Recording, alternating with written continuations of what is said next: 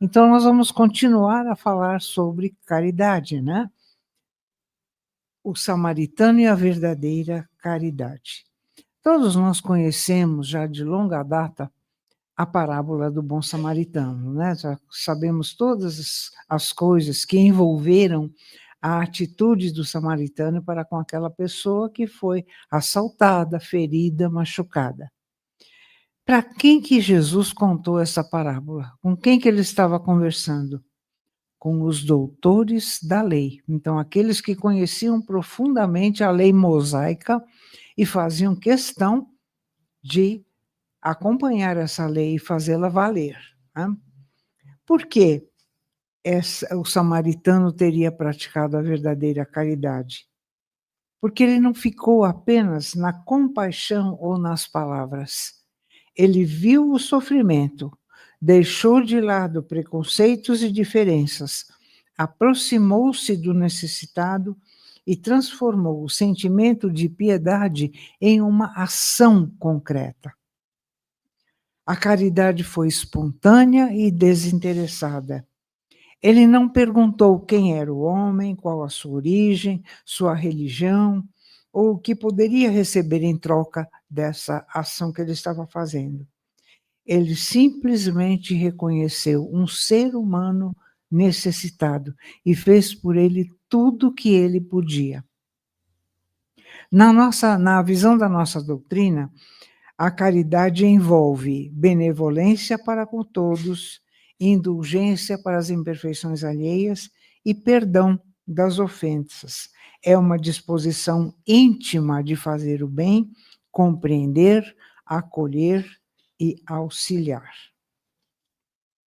Agora nós vamos tentar estudar um pouquinho mais profundamente os envolvidos nessa parábola do samaritano. Vamos ampliar os nossos conhecimentos. Na época de Jesus, sacerdotes, levitas e samaritanos representavam grupos fundamentais, mas profundamente divididos da sociedade judaica. A divisão entre eles baseava-se em linhagens históricas, disputas sobre a adoração no templo e tensões étnicas e religiosas antigas. Os sacerdotes eram os mediadores oficiais entre Deus e o povo. Serviam no templo de Jerusalém, realizavam sacrifícios e interpretavam a lei. Vinham de uma linhagem específica dentro da tribo de Levi, descendentes diretos de Arão. Levitas eram membros da mesma tribo de Levi, mas não pertenciam à família de Arão. Eram os assistentes dos sacerdotes, responsáveis por tarefas administrativas, manutenção, limpeza do templo e também pelo louvor e pela música que devia estar no ambiente. Todo sacerdote era levita, mas nem todo levita era sacerdote. E os samaritanos? Os samaritanos eram um povo de origem mista, descendentes de israelitas do antigo Reino do Norte e de outros povos estrangeiros instalados pelos assírios. Eles não reconheciam o Templo de Jerusalém, adorando no Monte Gerizim, e aceitavam apenas os 5 primeiros livros da Torá, o Pentateuco, né? O Pentateuco de Moisés. Eram fortemente desprezados pelos judeus, que os consideravam impuros. O famoso relato do bom samaritano utiliza essa dinâmica para subverter as expectativas religiosas da época. Um sacerdote e um levita ignoram um homem ferido na estrada, enquanto um samaritano, membro de um grupo marginalizado, demonstra verdadeira compaixão. O contexto da história da parábola do bom samaritano está profundamente ligado à geografia da religião, à pureza religiosa e à rivalidade étnica do primeiro século. Jesus utilizou elementos reais e cotidianos para confrontar as divisões sociais daquela época. O que significou Jesus colocar no contexto a estrada de Jerusalém a Jericó. Geografia perigosa. A estrada descia abruptamente, cerca de 1.000 metros de altitude, em um percurso de apenas 27 quilômetros. Era uma pirambeira na realidade. O cenário do crime. O caminho passava por um deserto árido e sinuoso, cheio de cavernas e rochas. Era também conhecido como Caminho de Sangue, porque era um local famoso por emboscadas violentas de assaltantes, que se prevaleciam da geografia daquele local, né? O dilema do sacerdote e do levita. Também a gente tem a mania de vamos criticar o sacerdote e o levita. Como assim, né? Pessoas religiosas não dão assistência para uma pessoa que está precisando. Vamos ver por quê. Lei da pureza. A lei mosaica proibia sacerdotes e levitas de tocarem em cadáveres. Se tocassem no homem ferido e ele morresse, eles ficariam ritualmente impuros por 7 dias. A impureza os impediria de recolher dízimos, comer alimentos sagrados ou servir no templo de Jerusalém. Então havia um bloqueio grande, né? Ambos priorizaram as regras rituais e a segurança pessoal em detrimento da vida do homem caído. Outro problema, a inimizade com os samaritanos. Judeus e samaritanos nutriam um ódio mútuo que durava séculos, evitando qualquer contato físico, comercial ou social. Para os ouvintes judeus de Jesus, o samaritano era o inimigo religioso, e o símbolo da heresia, porque não aceitavam o templo, não é? Jesus subverteu as expectativas ao colocar o inimigo samaritano como o único que demonstrou misericórdia prática, pagando do próprio bolso o cuidado do ferido. O diálogo entre Jesus e o perito da lei funciona como uma batalha teológica e jurídica. Nós vamos ver o porquê. O jurista não buscava aprender, mas colocar Jesus à prova diante da multidão. Coitado, né? Colocar Jesus à prova. Jesus era tão inteligente, ele era tão sutil, ele tinha tantos conhecimentos que ele jamais seria colocado à prova, né? Então ele reverteu esta a propensa prova num ensinamento maravilhoso. Então vejam o seguinte. A pergunta do judeu: mestre, o que devo fazer para herdar a vida eterna? A armadilha, o termo fazer, reflete a mentalidade da época, baseada no acúmulo de méritos pela observância restrita às leis. O plano era ver se Jesus se contradizia com Moisés. A resposta de Jesus. Jesus responde com outra pergunta jurídica.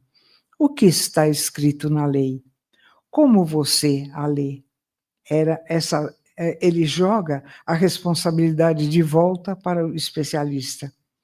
A resposta dele. Ele une perfeitamente 2 textos sagrados, uma que está no Levítico, que propõe amar o Senhor a Deus, e outra uma primeira no Deuteronômio, que propõe amar a Deus, e a outra no Levítico, que expressa ame o seu próximo como a si mesmo. Aí Jesus diz, você respondeu corretamente, faça isso e viverá, porque os judeus queriam saber como é que ele podia ter a vida eterna, né? Então Jesus responde, faça isso e viverá. Jesus expõe que o problema do homem não era a falta de conhecimento, mas a falta de prática. A segunda pergunta. O texto diz que o perito queria justificar-se. Ele percebeu que não amava a todos perfeitamente e precisava de uma definição restrita de próximo para se sentir seguro. Então ele pergunta a Jesus: quem é o meu próximo? E aí Jesus discorre sobre a parábola do bom samaritano. Os fariseus debatiam quem era o próximo. A maioria excluía estrangeiros, cobradores de impostos e principalmente samaritanos. O próximo era apenas o judeu cumpridor da lei. Então, todos os que estivessem dentro da caixinha, né? A pergunta: e quem é o meu próximo? Após contar a parábola, Jesus muda radicalmente o foco da pergunta do jurista. A pergunta do homem incluía: quem merece o meu amor? E a pergunta final de Jesus: qual destes três você acha que foi o próximo do homem que caiu nas mãos dos assaltantes? Jesus transforma próximo de um status passivo em uma ação ativa. O perito da lei é tão confrontado que nem sequer consegue pronunciar a palavra samaritano, mas apenas ele responde: aquele que teve misericórdia dele. Que coisa, né, gente? O preconceito era uma coisa realmente enorme entre os judeus daquela época. Então, as castas divididas, mas divididas de uma maneira rígida, não permitia que uns se dessem com os outros, nem compreendessem os outros.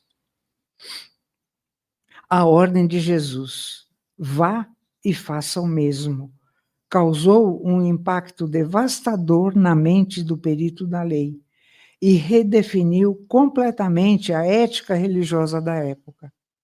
Ela transformou uma discussão teórica em uma obrigação prática e desconfortável, né? Quem é o meu próximo? Aí Jesus discorre sobre a parábola do samaritano, a belíssima parábola do samaritano, e deixa todo mundo desconfortável, né? Aplicação na nossa vida dessa parábola. Podemos perguntar diariamente: tenho sido capaz de perceber quem precisa de mim? Tenho ajudado sem esperar reconhecimento? Tenho sido indulgente com as imperfeições dos outros? Consigo perdoar? Tenho usado minhas palavras para construir, consolar e encorajar? O bom samaritano nos mostra que a caridade não depende de grandes oportunidades. Ela se realiza nas pequenas escolhas de cada dia. Quando acolhemos alguém, quando evitamos julgar, quando perdoamos, quando auxiliamos e quando fazemos o bem em silêncio, estamos colocando em prática o ensinamento de Jesus. O samaritano tornou-se exemplo de verdadeira caridade porque viu a necessidade do próximo e não ficou indiferente. Teve compaixão, aproximou-se, cuidou e perseverou no auxílio. Essa é a caridade que Jesus nos ensina, uma caridade ativa, fraterna, sem preconceitos e sem esperar recompensa. Que possamos todos nós levarmos a recomendação do Mestre: vai e faze tu o mesmo. Muito obrigado pela atenção de vocês. Que Jesus esteja sempre na nossa mente para nos lembrar, né? Nós somos de lembranças de Jesus, como ele consegue nos lembrar e consegue nos modificar. Que a paz de todos esteja sempre com o Mestre Jesus.